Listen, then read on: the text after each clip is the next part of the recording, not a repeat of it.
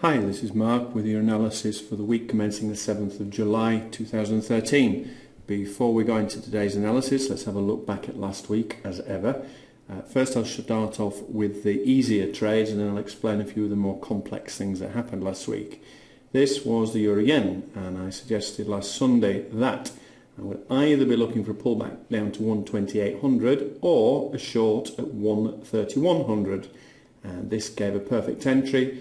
Even on the daily, price had come up, touched it, fingers in the fire, and promptly moved back down a couple of hundred pips. So that was one of the easier ones. Similarly, the euro pound. I was showing you on Wednesday how I had just shorted the euro pound at 85.90. Why? Because this was a previous area of major support and resistance, and I'd been pointing out to you that price was basically bouncing in a range. And eventually, where did the move stop? It stopped to the pip on a trend line. So all behaved technically as to be expected. However, I then cautioned no euro trades on Thursday because of the ECB press conference, and that was just as well on this pair because price came up and raced through. Equally, I don't trade Fridays and I never trade NFP Fridays, and therefore you would have avoided a loss here. And this all comes down to the old patience and discipline. The Aussie dollar yen I showed you during the week, I would be interested to short at this 200 and the Bollinger. That one never happened. The real frustration of the week was the CAD. The CAD seems to annoy me more than most pairs. Last Sunday I had said I would be looking for a pullback to 1.0400. However, in Wednesday's update I pointed out that we didn't seem to be getting there, and therefore I was now going to look at this latest area of support and resistance, and I suggested an entry at 104.70. Price came down exactly to 104.70. However, because of the spread, I missed the damn thing by a fraction of a pip, and it went 150. So that was a real sickener. But this was NFP Friday anyway, so I would have been out of this trade. But I was looking for a long-term move on the CAD, and I'm going to show you in a moment what I'm looking for next. Then, other things that happened last week. The Euro USD. I had said on Wednesday that I would be looking for a close below 1.0300 and then a pullback and a short, and I actually took this on a 4-hour chart. So on the 4-hour chart I took it at 1.02995. I think I got filled, and here I was. My stop initially was up above this weekly 55 and daily 200, which was a major previous area of support and resistance in the past. And then I explained on Wednesday that with the ECB press conference coming out, I was going to move my stop to entry to protect the trade. So prior to the release I had moved my stop down and then moved it down to here, moved it down to entry, bang, the news came out, took me out, and then promptly fell hundreds of pips, which is a real sickener. But again, it's all to do with the discipline. It could just as easily be positive news for the euro and come out and race the other way.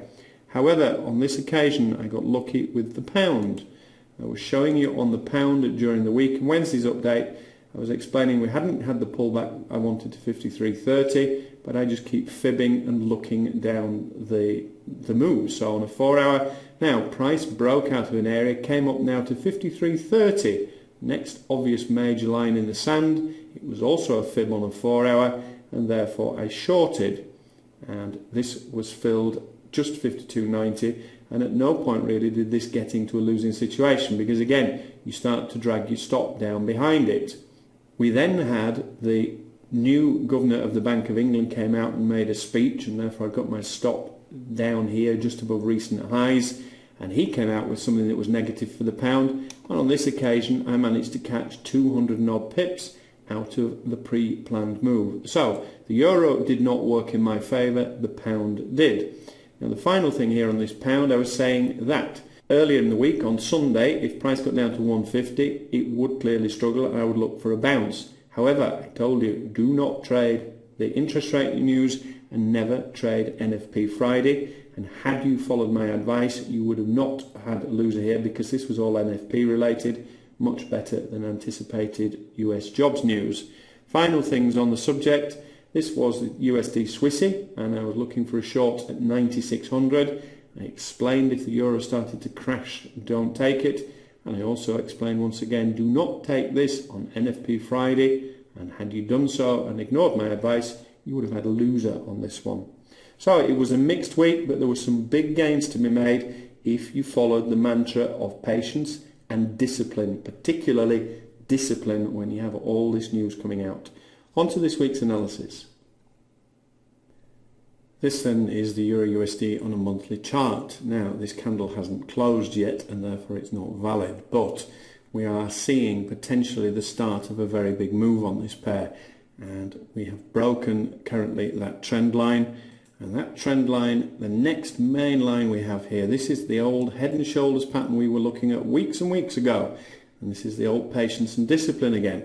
This is the head, this is the left shoulder, this is the right shoulder. You then measure from the head to the neckline, which is approximately 800 pips, which would spookily take us down to 120, which was the low this time last year. So what do we do? Well, the difficulty is at the moment we are right at the important area.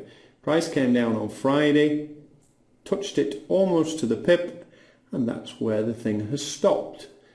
Therefore, what do you do? Well, if you're going to play the head and shoulders and a weekly move, what you do is you wait for a clear break and close below on a daily chart, pull back into 120,800 and a short. This could be a big move, and therefore it's important that we catch it. However, after such a big drop at the back end of last week, it's quite often we will perhaps see another bounce back up first. And to do that, you have to start thinking about going down to lower time frames. On a daily, we're at a double bottom, and we can see how important 120,800 has been in the past. And here on a 4 hour. So, ways to play this one. The ideal pullback, of course, for a short is all the way back to 130. Whether we would see that again or not, I do not know. In the short term, though, have a look at 120,800. If you start to see positive candles and indecision candles, probably best to wait till after the London Open on this one, then think about a counter trend long. And this is the kind of candlestick pattern arrangement I'm talking about on a 4 hour. That was for longing, this was for short. These are all indecision candles, spinning top, etc. So, counter trend, it's more risky because the rest of the world is selling it, but as I said, after a big move, usually you get a pullback. So, options are half stake, riskier trade long here. Look for the pullback anywhere along this trend line, so 129.50, or as the week advances coming down this area, and say the ideal would be 130. The other option, of course, is a breakout and the close below 12800, followed by a pullback with a view to a short, and I would have a big stop for this one because I would hope to catch that 800 pip potential move. Dollar Swissy. Now the dollar Swissy on a weekly, we have broken a trend line I've had in place for ages. More importantly, we have broken the 200 EMA and 9600 whole number. But I prefer the euro this week. The Swissy is highly correlated and therefore goes in the opposite direction of the euro. 9600 is the main area. If you're going to take a long on this pair, then that would be the place to do it. As I say, I do prefer the euro this week. I generally trade the euro more and use the Swissy for correlation. But at this moment in time, if the euro starts to bounce back up again, I'd just leave it for a day or two, guys. Just wait and see. If we get a bigger breakout, then I would be more interested in the pullback. But this happened on Friday, and this was after NFP, and therefore I'm just a little bit wary with the Swissy. The British pound on a weekly chart, you have a double bottom scenario. This was caused by a statement by the new governor of the Bank of England, ex-Bank of Canada Governor Carey, and the reason was he is trying, it would appear, to weaken the British pound. So we've had a break of a weekly trend line. It goes back to the beginning of the year, and therefore you could be interested for a pullback to all the way back up here. What I will be doing with this one, if we get a pullback to 150, I will short. If that loses, then that would be the next area in the sand. A very similar scenario to the euro. You now have the double situation here as well. Start looking for clues for a possible riskier bounce back up. Do not be in the pound and the euro and the Swissy at the same time. Just choose one of the pairs, or you're looking for a clear break and close below 148.30, then a pullback for a short. Further clue that we might be on for a move back up, we have MACD divergence here as well. Same pair then on a daily chart. So as I say, your first line in the sand, pull back to 150 for a short, if not a break and close below 148.30. So let's say a close below 148.25 followed by a pullback, but preferred move would be a pullback all the way to 150.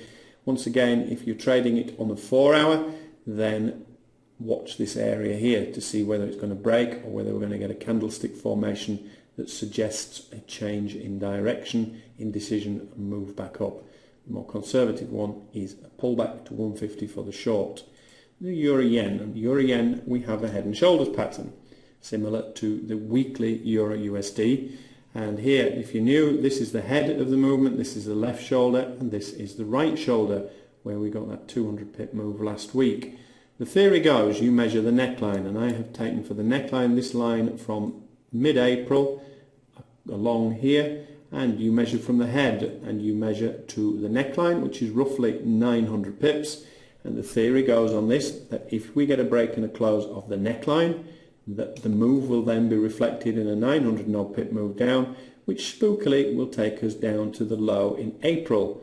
So there's not a lot in the way if we get a break and close below here. So for the head and shoulders pattern to work, the more aggressive entry is a break and close below 12800, but be mindful of the fact it may only go 40-50 pips to this point. The more conservative entry is wait for a break and close of this trend line. Counter trend, I would still be interested to short at 130-100 as per the previous week. If it breaks here, head and shoulders is still valid until we break the area of the head. But that is my preferred euro trade of the week. This is euro pound. The euro pound we have broken after NFP. We have broken this 8600 area. In fact, let's have a look at this on a weekly chart. Now again, I'm going to be wary with this. I'm not going to take this as a long from its current position. What I am interested in, if we get a move up to around 8700 later in the week, I will actually be interested to short. This is a weekly trend line, and it goes back well back to 2008. So it is an important area, and it is also a monthly 200 EMA, and it's also been previous major support and resistance. So I will be interested in a counter trend at short anywhere around 8700, 8690 area here.